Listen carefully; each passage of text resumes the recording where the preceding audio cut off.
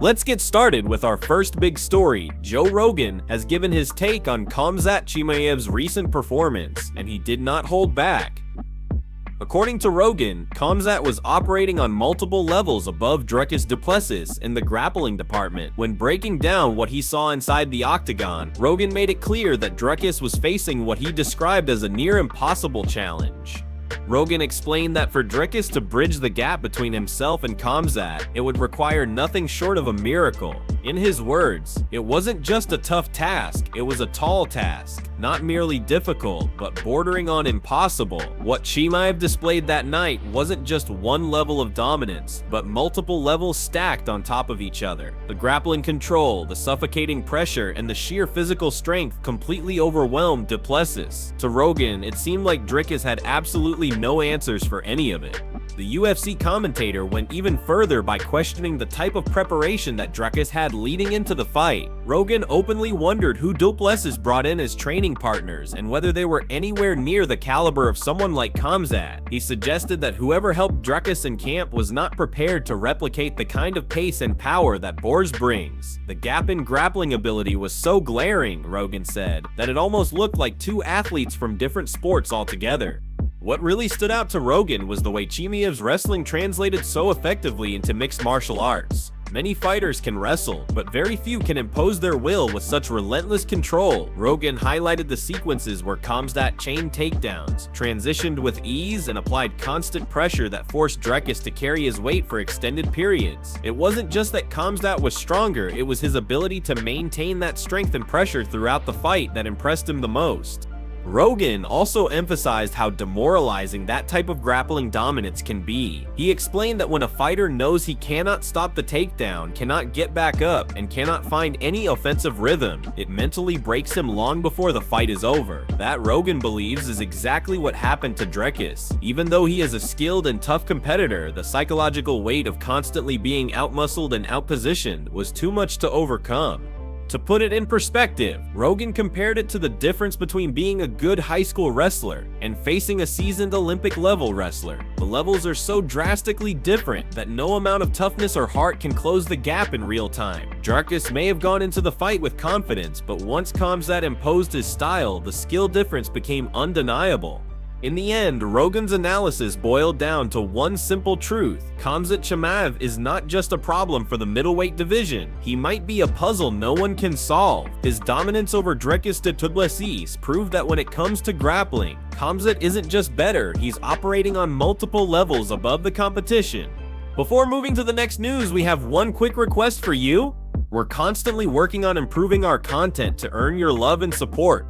That's why we truly appreciate it if you could take just a moment to leave a like on this video, subscribe to the channel, and hit the bell icon so you never miss an update.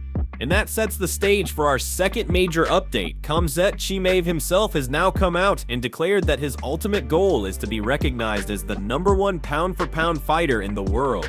In a recent interview with Chael Sonnen, Khamzat was asked where he believes he currently sits on the prestigious pound-for-pound list. Without hesitation, Bronze responded with his trademark confidence. He said, "I don't know. I don't care who does that thing, you know. But for sure I have to be #1. It wasn't the type of answer you give when you're just looking for respect. It was the kind of answer you give when you're chasing greatness and have no doubt in your ability to get there."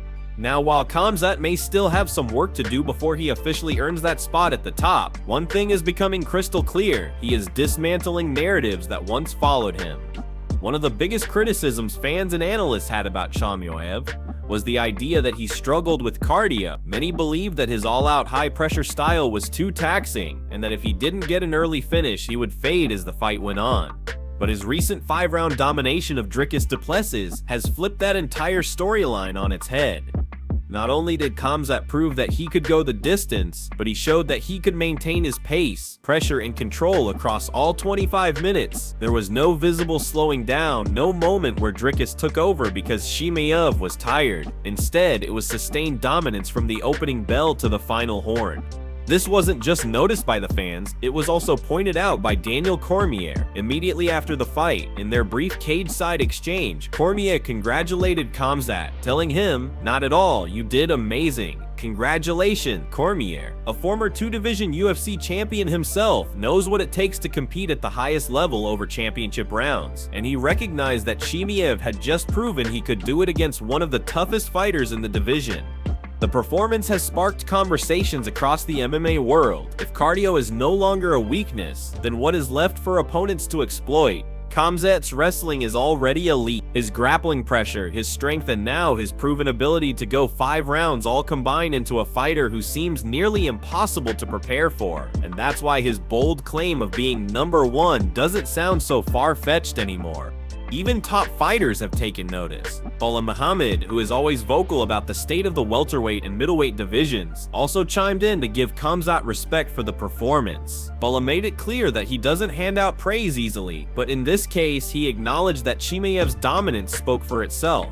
We'll circle back to Bilal shortly because he's making headlines of his own. But for now, the takeaway is simple. Khamzat Chimaev isn't just winning fights, he's erasing doubts, silencing critics, and putting himself on a path that could very well end with him being called the best fighter on the planet.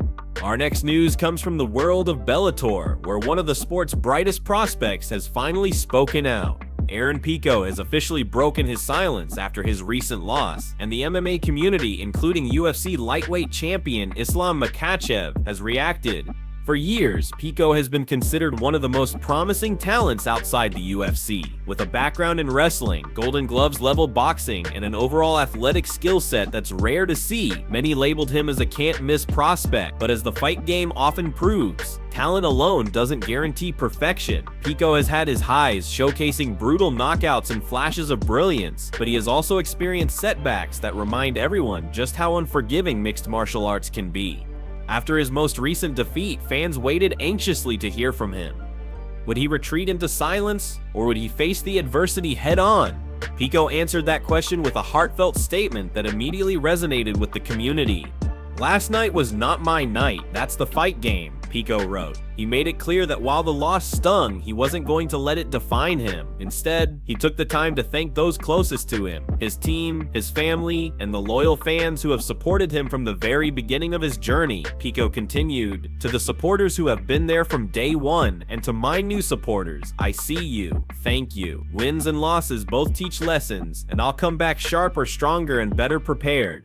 It wasn't just a statement of gratitude, it was also a message of resilience. By acknowledging the pain of defeat while focusing on the lessons it brings, Pico showed the type of mental toughness that great fighters often build their careers on. He ended his note with reassurance. "Thank you to all who have sent messages and checked in. My health is well. Thanks for riding with me. My story is not over."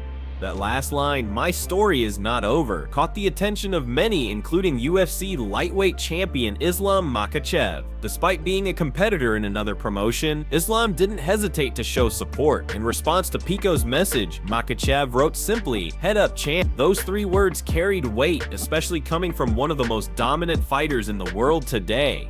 Islam's reply was more than just encouragement, it was a reminder that setbacks are universal in combat sports. Even the best fighters in history have faced tough nights, and many champions have bounced back stronger than ever after losses. By showing respect and backing Pico publicly, Islam signaled that he sees potential in Pico's future, regardless of this stumble.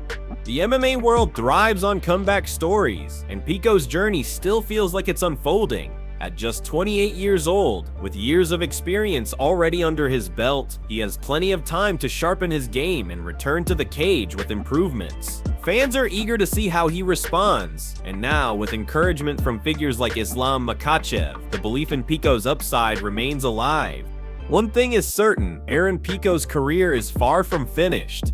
This chapter may have ended in defeat, but the next one could very well be the beginning of his redemption story. Now let's move on to another surprising take, this time from one of the greatest fighters to ever step foot in the cage. Demetrius Johnson, the legendary Mighty Mouse, has shared his perspective on Khamzat Chimaev's recent victory, and his view may catch some fans off guard. Despite Khamzat's dominant performance, Johnson still believes that Dricus du Plessis is the more well-rounded fighter overall. Johnson acknowledged that Chimaev had an incredible showing in their fight. He pointed to the scorecards as proof of how one-sided the contest was. All three judges gave Khamzat a commanding 50-44 victory, leaving no doubt about who controlled the action from start to finish. But in Johnson's eyes, being dominant in one area doesn't necessarily mean you're the more complete martial artist. In his breakdown, Mighty Mouse said, "I think well-rounded, I think DDP is better. Not necessarily a better fighter, but I think in terms of skills, he's got more variety. But against Khamzat, he just got out-wrestled." Johnson's point was clear. Duplessis has shown he can strike, kick, grapple, and mix things together effectively. However, when he was placed against an elite specialist like Chimaev, his versatility simply wasn't enough to stop the relentless wrestling and pressure. Johnson also took a moment to criticize the officiating during the fight, specifically calling out referee Mark Goddard. In Johnson's opinion, Goddard made a poor decision by standing the fighters up during grappling sequences where Khamzat was fully in control. That was a big L from the ref. Johnson remarked, "The ref was just trying to make it an exciting fight for the fans, but Khamzat was dominating. For someone like Mighty Mouse who built his legacy on technical mastery and discipline inside the cage, watching a dominant grappler lose position unfairly was frustrating." What Johnson stressed, however, is that mixed martial arts is not always about entertainment value in the moment. Sometimes fights are methodical, strategic, and even slow-paced, but that doesn't mean the skill on display is any less impressive. He admitted that Chimaev's victory might not have been the most action-packed fight in terms of constant exchanges, but from an athletic and technical standpoint, it highlighted Chimaev's superiority in his chosen discipline. This kind of perspective from Johnson carries weight because of who he is. As one of the most skilled and respected fighters in MMA history, a man who held the UFC flyweight title for years and was known for being endlessly versatile, Johnson's words remind fans that being the better fighter and being the more well-rounded fighter are not always the same thing. Khamzat may have been the clear winner, but Johnson still values Duplessis' broader skill set. The takeaway from Johnson's comments is that greatness in MMA can be measured in different ways. Khamzat Chimaev has proven that his wrestling is so dominant it can nullify an opponent's other tools. Meanwhile, Dricus Duplessis, in Johnson's eyes, still possesses more variety and flexibility in his game. The question moving forward is whether that variety will ever be enough to overcome someone like Khamzat, or if Khamzat's one unstoppable weapon will continue to carry him past everyone in the division. Now let's circle back to Belal Muhammad, because he has just made headlines once again by leaking private messages with former champion Kamaru Usman. Before UFC 319, Belal stirred drama by warning Dricus Duplessis that he needed to check in when arriving in Chicago, or else things would not be good for him. It sounded more like a local street warning than something from a top UFC contender. Dricus didn't check in, nothing happened, and the story faded, but apparently not everyone was willing to risk it. Enter Kamaru Usman. The former welterweight king wasn't about to brush off Belal's warning. Instead, he played it safe, and this morning Belal revealed exactly how it went down. On X, Belal posted screenshots of their exchange, writing, "Yes, Kamaru got permission and checked in before he got here. Please stop asking me." The messages quickly went viral for being both hilarious and bizarre. Usman started off almost like he was applying for a visa, writing, "Can I come to Chicago, please? I really want to watch the fight." Belal responded like a gatekeeper, "How long are you staying?" Usman answered, "Just for the fight. I'll leave right after. I promise." Belal gave him the green light, but with conditions. When Usman asked jokingly, "Can I try the pizza?" Belal shut it down cold. "No, just the fight, then you leave." Fans immediately had a field day, turning the exchange into memes. Some said Belal had officially taken over Chicago like he was running an MMA mafia. Others laughed at the image of Usman, once the most dominant welterweight on earth, politely asking for permission just to eat pizza. But the story didn't end there. After Balo's post went viral, a fan asked why Ali Abdelaziz, Usman's longtime manager, doesn't just push harder to get Balo's long-awaited title shot. Balo fired back with a sharp one-liner. He said his wrist hurts more than his knees.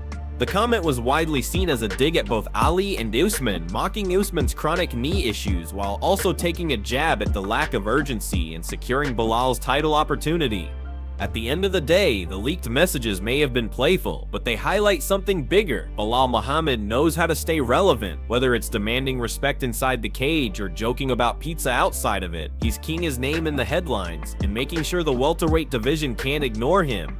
And finally, we have major news about Khamzat's next fight. It looks like Khamzat vs Reinier de Ridder is very close to being finalized for October, and Chael Sonnen has weighed in.